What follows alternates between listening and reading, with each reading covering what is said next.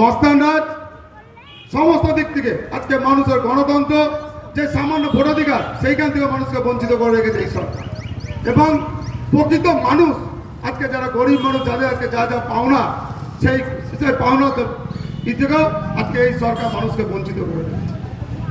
তাই বন্ধুগণ, এই সরকার যাবার থেকে এসছে, এই সরকারকে বিদায় জানাতে হবে।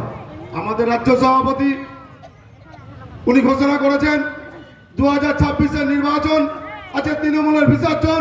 তাই বন্ধুগণ, আমরা আরো একবার বলতে চাই 2026-এর নির্বাচন তৃণমূলের বিসর্জন। আজকে সেই বিসর্জন দিবে পশ্চিম বাংলার মানুষ। আজকে এই সরকারকে পশ্চিম বাংলার মানুষ আজকে দূরে সরে দিবে। তার কারণ এর আগে আমরা দেখেছি আমাদের জেলায় গতকাল এই রাজ্যের মুখ্যমন্ত্রী আমাদের মুর্শিদাবাদ জেলায় এসেছিলেন। তিনি আসার পর আজকে তাদের দলের নেতারা আজকে বড় বড় কথা বলেছিলেন যে মুখ্যমন্ত্রী জনসভায় আজকে 2 লক্ষ লোক হবে, এত লক্ষ লোক হবে। কিন্তু বন্ধুগণ, কালকে কত লোক হয়েছে আজকে মানুষ জানে। আজকে যারাও কালকে মিটিংয়ে গিয়েছিল আজকে তাদের দায়বদ্ধতা আছে বলে কালকে মিটিংয়ে তারা গিয়েছিল কিছু লোক। কিন্তু যে 2 লক্ষ আচ্ছা 2 লক্ষ জায়গায় 1 লক্ষ বুঝে না আছে কয়েক হাজার লোক, এই 40-50 লোক নিয়ে আজকে মুখ্যমন্ত্রীকে সভা করতে হচ্ছে।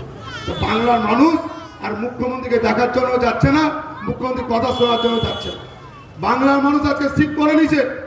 আজকে বাংলার যদি উন্নতি চাই, বাংলাকে যদি আগের মতন জায়গায় যদি দেখতে চাই, বাংলারকে যদি আছে বাংলার মানুষের যদি নিরাপত্তা চাই, বাংলার আগামী প্রজন্ম ভবিষ্যৎ যদি সুনিশ্চিত করতে চায়, তো একমাত্র ভারতীয় জনতা পার্টি ছাড়া কোন রাজনৈতিক দল করতে পারে না।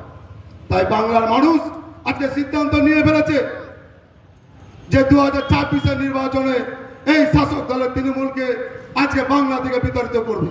কোনো দ্বিমত নাই, শুধু আমাদেরকে আমাদের কাজটা করতে হবে।